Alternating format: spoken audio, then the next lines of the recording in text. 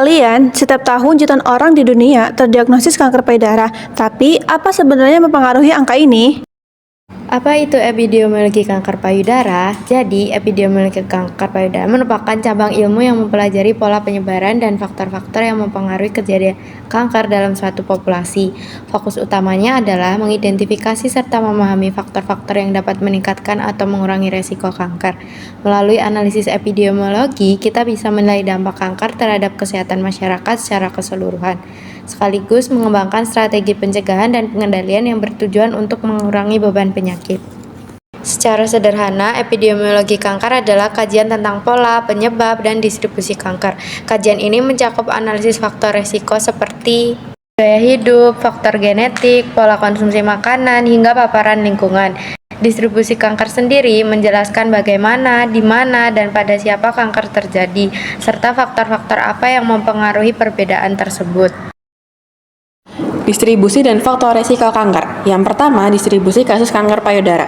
Mayoritas pasien kanker payudara berada pada kelompok usia 45 hingga 65 tahun dan didominasi oleh perempuan, meskipun laki-laki juga tetap beresiko. Insidensi kanker payudara meningkat signifikan setelah usia 40 tahun. Peningkatan ini dipengaruhi oleh faktor reproduksi, obesitas, riwayat keluarga, serta paparan lingkungan. Yang kedua, faktor risiko kanker payudara. Untuk faktor biologis antara lain riwayat keluarga dengan kanker payudara, usia melahirkan anak pertama di atas 35 tahun, obesitas, tidak menyusui, serta kurangnya aktivitas fisik. Untuk faktor gaya hidup seperti pola makan tinggi lemak, kebiasaan merokok, konsumsi alkohol, stres, dan paparan polutan karsinogenik. Mengapa sih epidemiologi kanker itu penting? Yang pertama, pencegahan. Epidemiologi membantu mengenali berbagai faktor risiko yang bisa dimodifikasi seperti obesitas, pola makan yang tidak sehat, kebiasaan merokok, dan stres. Dengan informasi ini, upaya pencegahan dapat diarahkan lebih tepat melalui edukasi gaya hidup sehat, deteksi dini, maupun screening rutin, misalnya dengan pemeriksaan payudara sendiri atau sadari atau mamografi. Yang kedua, kebijakan kesehatan. Data epidemiologi menjadi landasan penting bagi pemerintahan dalam menyusun program dan kebijakan pengendalian kanker. Misalnya karena prevalensi kanker payudara di daerah istimewa Yogyakarta termasuk yang tertinggi di Indonesia, maka alokasi sumber daya kesehatan lebih difokuskan ke wilayah tersebut. Dengan begitu, kebijakan kesehatan bisa lebih efektif dan tepat sasaran.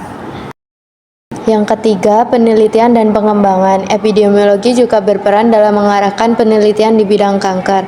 Data epidemiologi dapat digunakan untuk meneliti mekanisme kanker, interaksi antara faktor genetik dan lingkungan, hingga menguji efektivitas terapi baru. Contohnya, penelitian mengenai pengaruh asupan isoflavon dalam diet, dampak obesitas, maupun paparan polusi terhadap kejadian kanker payudara.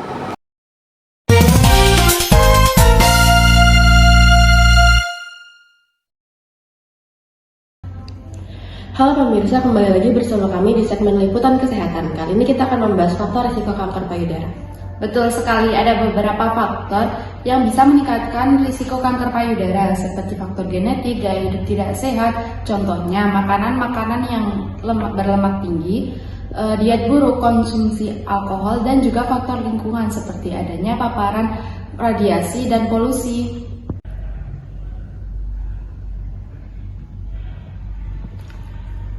Wah, hari ini makan apa ya? Junk food lagi kali ya? Katanya kamu sering banget makan makanan seperti ini. Iya. Memang enak sih, tapi kalau terlalu sering bisa bahaya loh buat kesehatan kamu. Makanan junk food seperti ini juga dapat meningkatkan risiko kanker payudara bagi perempuan. Ah, serius? Aku kira cuma bisa bikin gemuk doang. Iya, bukan cuma berat badan, tapi pola makan juga bisa mempengaruhi kesehatan organ tubuh dan risiko kanker lainnya. Jadi sebaiknya mulai kurangi makanan cepat saji seperti ini. Sebaiknya konsumsi sayur, buah, dan olahraga. Nah, coba lihat.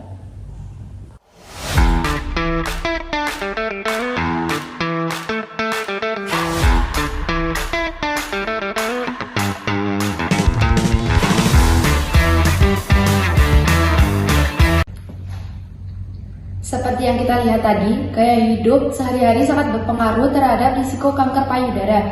Dengan menjaga pola makan sehat, menghindari alkohol, serta mengurangi paparan faktor lingkungan berbahaya, kita bisa menurunkan risikonya. Betul sekali. Jadi pemirsa jangan lupa selalu perhatikan pola hidup sehat karena mencegah untuk lebih baik daripada mengobati.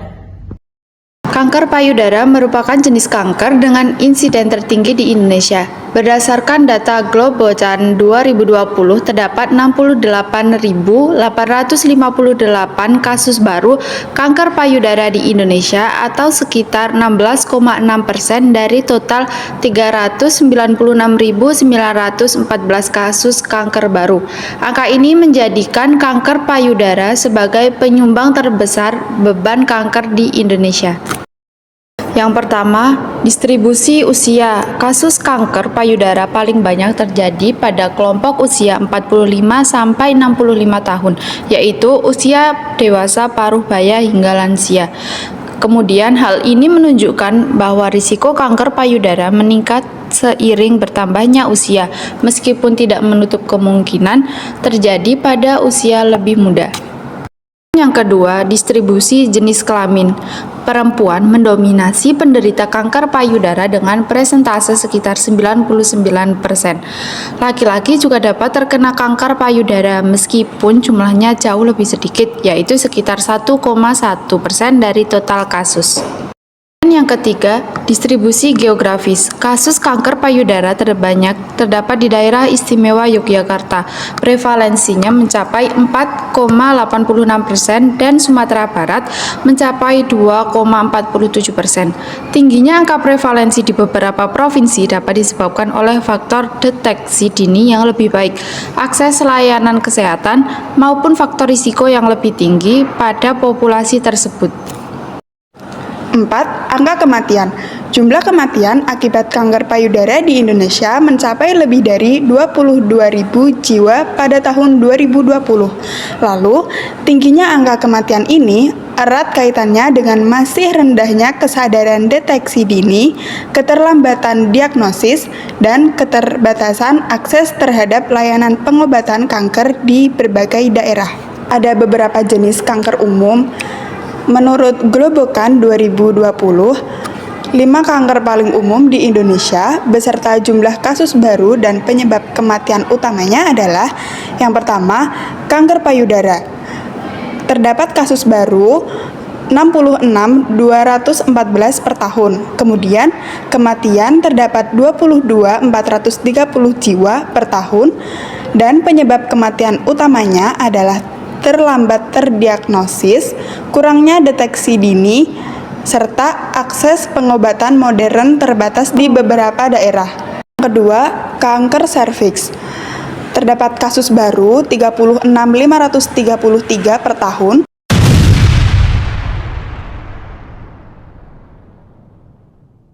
Lalu kematian terdapat 21.003 jiwa per tahun.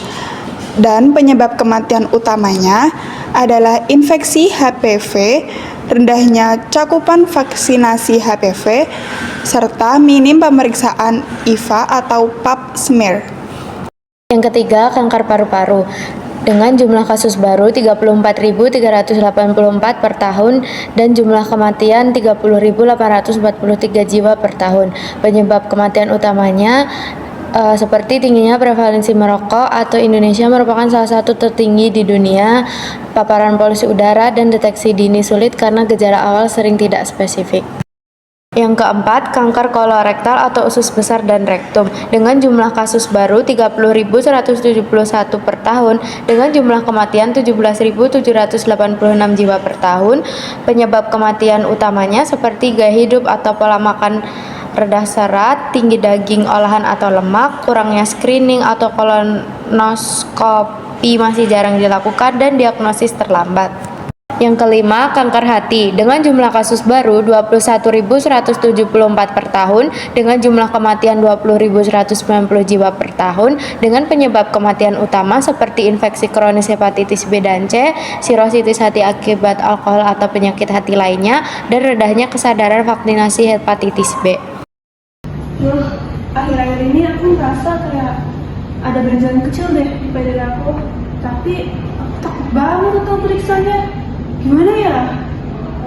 Tenang ya, banyak benjolan di payudara belum tentu kanker, tapi penting banget untuk deteksi dini. Caranya bisa dengan sadari atau periksa payudara sendiri tiap bulan dan periksa ke klinis ke tenaga kesehatan. Sadari, langkah deteksi kanker payudara sejak dini dimulai. Pertama, buka bajumu, lihat ke cermin, angkat tangan dan cermati. Adakah benjolan, adakah cepungan, kerutan di kulit, tarikan putih. Kedua, pegang siku yang energik sampai payudara naik. Adakah benjolan, adakah cepungan, kerutan di kulit, tarikan putih. Ketiga, yuk urut sekitar puting, pencet putingmu sekali. Adakah cairan warna kuning, serta darah atau nanah? Keempat, mari berbaring yang santai, bantal ditindih di punggung, tangan kanan di kepala, tangan kiri yang bekerja. Tiga jariku meraba putar-putar ke dalam, ingat arah jarum jam. Kelima, membalik posisi tangan, tiga jariku meraba putar-putar ke dalam, ingat arah jarum jam. Lakukan Sadari 7 hingga 10 hari pasca menstruasi. Tetap cermati segala benjolan yang ditemukan, hubungi dokter segera. Yuk kita cegah kanker payudara sejak dini. Kalau misalnya ada tanda-tanda awal gejala, gimana dok? Justru kalau kanker payudara ditemukan lebih awal, peluang sembuhnya jauh lebih besar karena itu deteksi dini sangat penting. Selain deteksi dini, kita juga bisa mencegah dengan gaya hidup sehat seperti rajin berolahraga, menjaga berat badan, mengonsumsi makanan bergizi, serta mengurangi alkohol dan rokok. Untuk pencegahan kanker serviks, vaksin HPV juga sangat dianjurkan ya. Wah, aku jadi lebih tenang sekarang nih dok. Jadi aku bakalan siap rutin nih. Itu keputusan yang tepat banget. Ingat ya, deteksi dini menyelamatkan nyawa.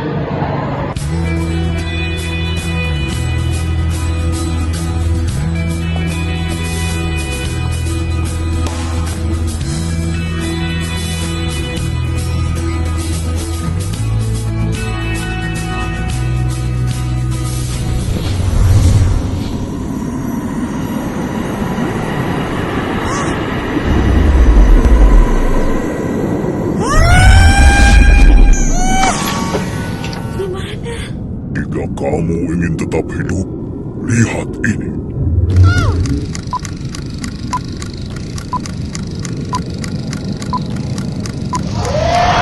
Tahukah kamu, di planet ini ada penyakit yang menjadi pembunuh nomor 1 kaum perempuan.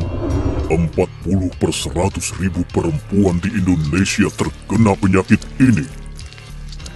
Tahukah kamu, di negara kamu ini, penyakit ini menjadi momok utama kaum perempuan. Kasus baru ditemukan sekitar 49.000 kasus kanker payudara dan kematian 19.750 diakibatkan penyakit ini. Kamu tahu, semua perempuan berpotensi terkena penyakit ini selama masa hidup mereka. Penyakit ini menyebabkan kematian dan belum diketahui penyebabnya. Jika kamu haid pertama di umur kurang dari 12 tahun, menopause di atas 50 tahun, melahirkan anak pertama di atas 35 tahun, merokok dan terpapar asap rokok, tidak pernah menyusui anak, pernah operasi payudara, ada keluarga yang pernah terkena, maka risiko kamu terkena penyakit ini lebih besar. Penyakit ini bisa menyerang siapa saja. Ibu rumah tangga, perempuan pekerja, gadis remaja, atau gadis usia dewasa. Penyakit ini bisa merenggut nyawa ibu, istri, saudara, bahkan anak perempuanmu. Penyakit ini bisa merenggut siapa saja, tak terkecuali kamu. Kamu tahu ini penyakit apa? Kanker payudara. Yang pertama, kenali resiko dan cegah. Risiko lebih besar kalau ada keturunan kanker payudara, usia makin tua, jarang olahraga, berat badan berlebih, atau sering konsumsi alkohol. Untuk cara mencegahnya, yang pertama, hidup sehat, makan seimbang, olahraga, kurangi minum manis atau alkohol. Yang kedua, periksa secara rutin dan waspadai gejala. Wanita usia 40 tahun ke atas dianjurkan mamografi. Gejala yang perlu diwaspadai yaitu ada benjolan, kulit payudara berubah atau keriput kemerahan, puting masuk ke dalam, atau keluar cairan aneh. Yang ketiga, kalau ada keluhan, periksa ke dokter. Yang pertama, dokter akan memeriksa payudara. Yang kedua, dilanjutkan mamografi. Dan yang ketiga, jika mencurigakan, diambil sampel kecil dari benjolan atau biopsi untuk memastikan. Yang keempat, menentukan stadium. Dari hasil pemeriksaan, dokter melihat sudah sejauh mana kanker.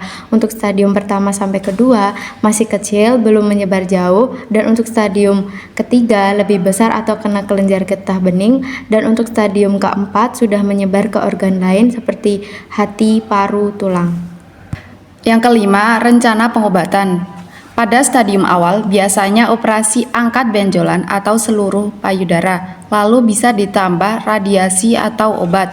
Selanjutnya, stadium lebih lanjut, bisa diberi obat dulu untuk mengecilkan kanker, baru operasi. Stadium 4, obat diberikan untuk mengendalikan kanker dan menjaga kualitas hidup.